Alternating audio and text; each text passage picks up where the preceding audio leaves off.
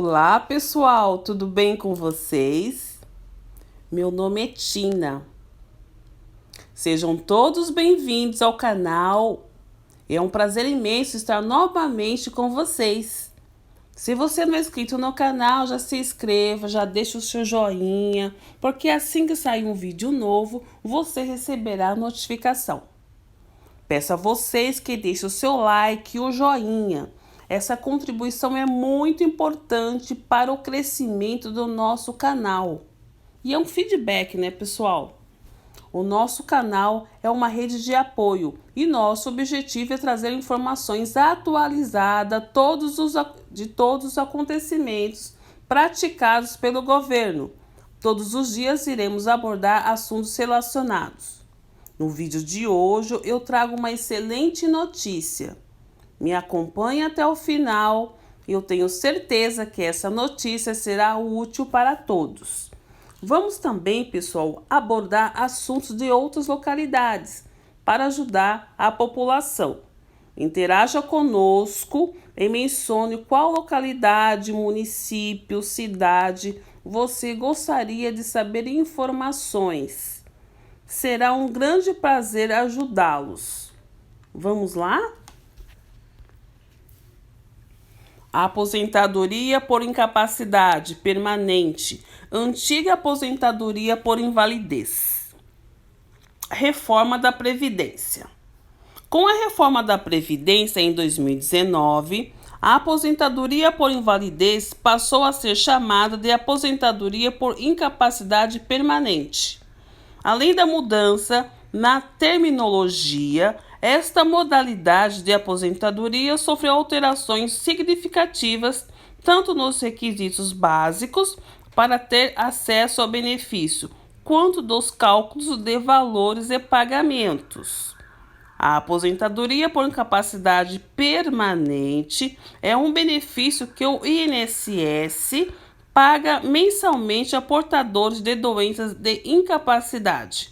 O INSS também paga o benefício a quem sofreu algum acidente capaz de gerar incapacidade para o trabalho, ou seja, o acidente dentro ou fora do ambiente de trabalho. E como que funciona a aposentadoria por incapacidade permanente? A aposentadoria por incapacidade permanente tem como objetivo dar suporte aos segurados do INSS que, como o próprio nome diz, está incapacitado permanente para o trabalho. E o trabalhador terá o direito a pedir esse tipo de aposentadoria caso se enquadre nos requisitos solicitados. É importante salientar desde já que o segurado precisa ter cumprido a carência mínima de 12 contribuições mensais, não sendo possível, portanto, se enquadrar ao sistema caso já tenha adquirido a doença, antes de começar a contribuir para a Previdência. Contudo, há situações em que não se exige carência mínima. Orientações. Ademais, vale ressaltar que, em casos de incapacidade temporária, o segurado deve solicitar o auxílio-doença. Para o INSS, conceder aposentadoria por incapacidade permanente, o segurado precisa passar por avaliação de perícia médica do Instituto. E é muito importante e comum a perícia médica conceder, a princípio, o afastamento temporário. Assim sendo, o segurado se enquadra ao sistema para receber o auxílio-doença. Porém, há casos mais graves em que o médico constate a incapacidade logo na primeira perícia. Não é regra receber um período de auxílio-doença primeiro.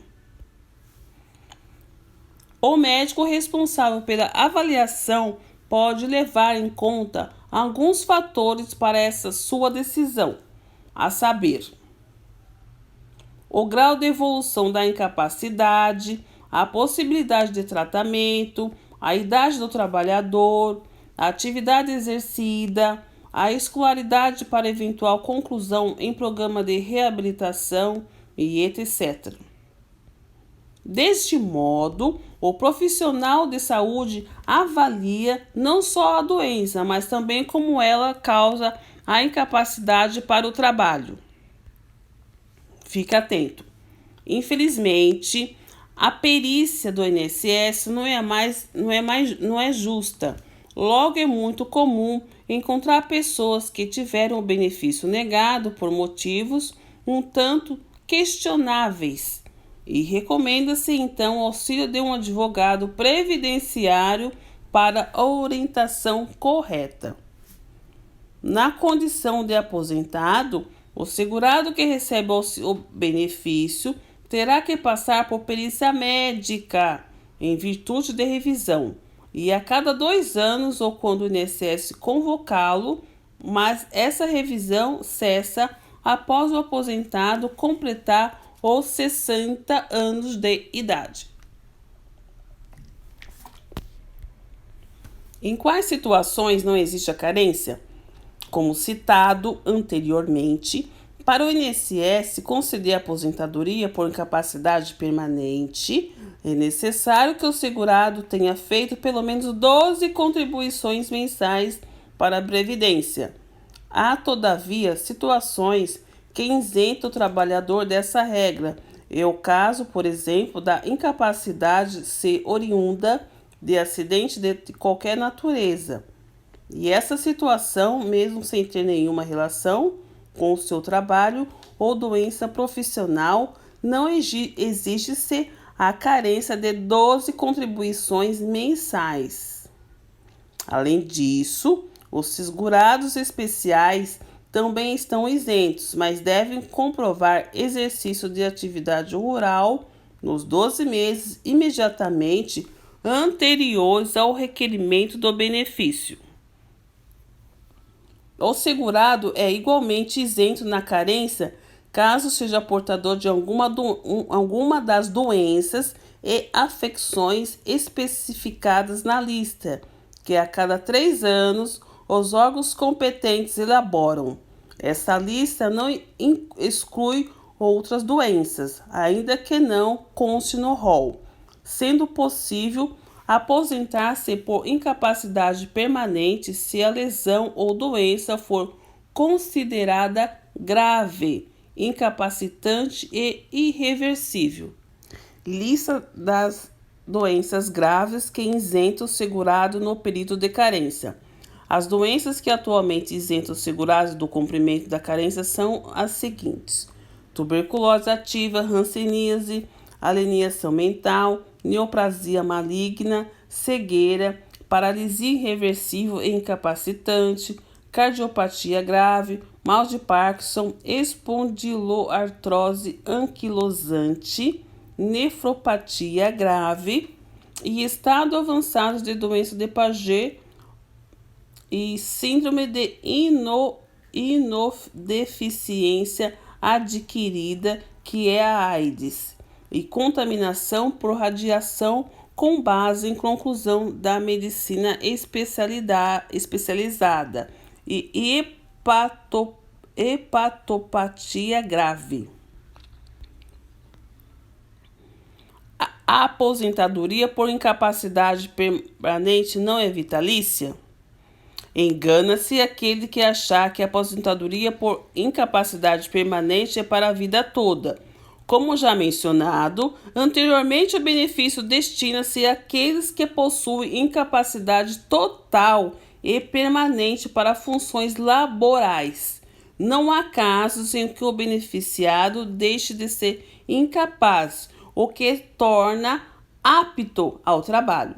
Assim, o INSS pode solicitar a reavaliação numa perícia médica a qualquer momento e constatada a cura, o benefício pode ser suspenso. Ademais, vale ressaltar que o aposentado não pode trabalhar, embora seja lógico que nem todo mundo cumpre essa regra. A partir do momento em que o segurado começa a receber o benefício de aposentadoria por incapacidade permanente, ele não pode voltar a trabalhar, mesmo que seja em outra atividade. Caso haja alguma contribuição ao INSS ou denúncia que o aposentado está em atividade laboral, seja cessado o benefício. O famoso pente fino, ou seja, a perícia médica não aplica-se aos segurados acima de 60 anos de idade. Aos portadores de HIV, ou segurados com mais de 55 anos de idade e 15 anos de recebimento da aposentadoria, caso o segurado se enquadre nesses requisitos. E mesmo assim, o INSS convocá-lo para a perícia. Deve buscar o auxílio em um advogado previdenciário para que este tome as devidas providências. E qual a diferença entre aposentadoria por incapacidade permanente e auxílio-doença? Essa é uma das dúvidas mais frequentes sobre o assunto. Apesar de ser muito comum, confundir as definições de cada uma desses benefícios são distintas. Enquanto o auxílio-doença é um benefício pago até que o segurado esteja recuperado e apto a voltar às suas atividades laborais, a aposentadoria por incapacidade permanente é o benefício pago ao segurado que não tem previsão de restabelecimento da capacidade laborativa. E como solicitar aposentadoria por incapacidade permanente? Não existe requerimento para esse tipo de aposentadoria. No entanto, o segurado precisa solicitar a perícia de auxílio-doença. Assim sendo, aconselhamos a orientação de um advogado previdenciário para te auxiliar com mais clareza e objetividade. Caso constata-se incapacidade laborativa sem previsão de reabilitação durante a avaliação pericial do médico ou do médico perito, o INSS concede ao segurado a aposentadoria por incapacidade permanente. Contudo, como afirmamos anteriormente, é rara essa concessão imediata. Para solicitar o benefício, são necessários alguns documentos básicos. Contudo, em alguns casos, são exigidos outros documentos específicos. Veja a lista básica, que é o número de identificação do trabalhador, que é o NIT, PIS/PASEP, ou número de inscrição do contribuinte individual, que é facultativo, atestado médico de exames laborais e outros documentos que comprovem o tratamento médico. E documentos de identificação, como carteira de identidade, o RG, ou carteira de trabalho e previdência social, e o cadastro de pessoa física, que é o CPF. Para solicitar o benefício, são necessários alguns documentos básicos. Contudo, em alguns casos, são exigidos outros documentos específicos. Veja na lista, que é o número de identificação do trabalhador, que é o NIT, que é o PIS/PASEP, ou o número de inscrição de contribuinte individual, que é facultativo. O atestado médico, que são exames de laboratório e outros documentos que comprovem o tratamento médico. E documento de identificação com carteira de trabalho, que é o carteira de identidade, que é o RG, ou carteira de trabalho e previdência social. E o cadastro de pessoa física, que é o CPF.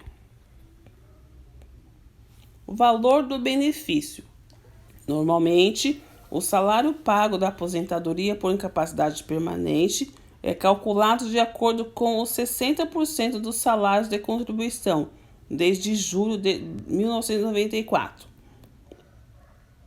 Corrigidos monetariamente, não há, contudo, aplicação do fator previdenciário. Além disso, com a entrada em vigor da reforma da Previdência, há um acréscimo de 2% a partir do 16º ano de contribuição para mulheres do 21º e 21º para os homens. Só para exemplificar, um homem que se aposentou por perder sua capacidade laboral e contribuiu por 22 anos, a Previdência receberá 64% de todos os salários de contribuição efetuados desde julho de 1994, já que trabalhou 2 anos a mais do que os 20 anos necessários. Ademais, fique comprovado que o aposentado precisa de acompanhamento permanente de outra pessoa por conta das suas atividades do cotidiano. O valor mensal do benefício sofre um acréscimo de 25%, e nem sempre esse acréscimo é concedido. Logo, é recomendável o auxílio de um advogado da área previdenciária para que esse possa buscar na justiça uma decisão favorável ao caso. Veja os casos em que o segurado tem direito a esse acréscimo de 25%.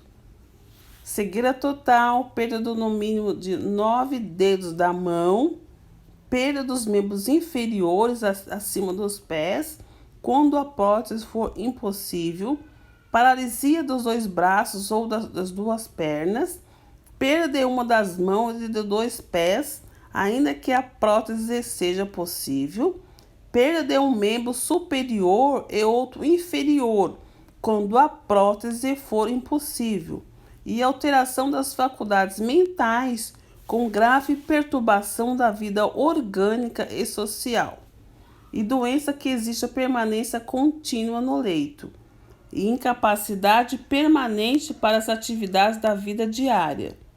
Importante salientar, contudo, que esse acréscimo é pessoal e intransferível, se encerrado com a morte do beneficiário. Em que situação o benefício pode ser cancelado? O INSS pode cancelar o benefício do aposentado se este retornar às suas atividades laborais ou em decorrência do seu falecimento, ou ainda porque o INSS constatou que o segurado está apto para o trabalho, submetendo-o à perícia e cancelamento do seu benefício. Nesse último caso, contudo, há formas e procedimentos a serem considerados, dependendo de cada caso.